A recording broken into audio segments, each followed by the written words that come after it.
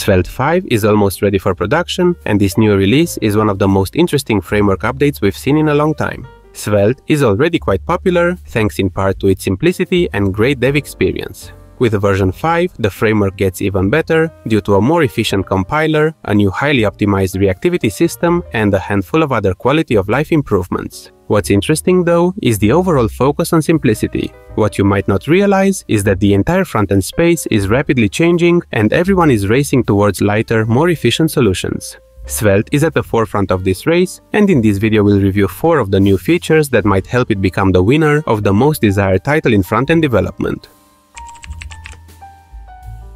Most modern front-end frameworks are heavily relying on a compiler. Thanks to this intermediate step, you can build your apps using a simple intuitive API, and your code is rewritten under the hood into the hot pile of mess needed to keep your UI updated and responsive in the browser.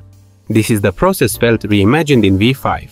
The compiler is now more tightly engineered, leading to code that is smaller, more robust, and of course faster.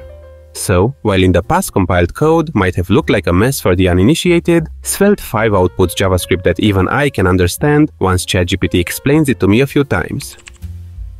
Those familiar with the framework probably know that building apps in Svelte feels like building apps in plain old HTML and vanilla JavaScript. All complexity is conveniently hidden under the hood, and the entire experience feels like magic.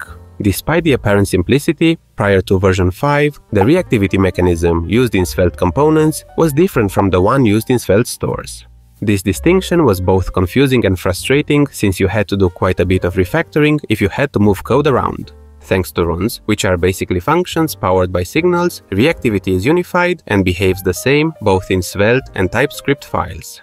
The new dev experience is clean and intuitive, and I have to highlight that Svelte is keeping some of its magic since you can modify arrays or objects directly, and the framework will detect the changes and update the DOM accordingly. Compare this with the majority of other frameworks, which rely on updating the object reference in order to identify the change. Smart code reusability makes wonders when it comes to a maintainable codebase. Svelte 5 introduces snippets and render tags as a way to create reusable chunks of markup inside your components. Let's look at this example where we have a few duplicated lines in our conditionally rendering process. A possible option to solve this in the past was to create an image component, but usually this brings an overhead I don't want to waste time with. With snippets, you can now define reusable code blocks directly in the same component and also enjoy features like parameter destructuring or passing snippets to other components. In Svelte 4, event listeners were defined using the on: syntax.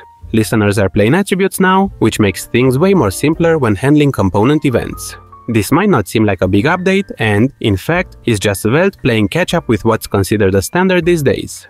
All these features are the building blocks for a framework which, honestly, offers one of the easiest ways to build modern, reliable web apps. So, if you didn't do it already, now is the time to seriously look into Svelte. If you feel like you learned something, you'll probably find some of these videos interesting as well. Until next time, thank you for watching.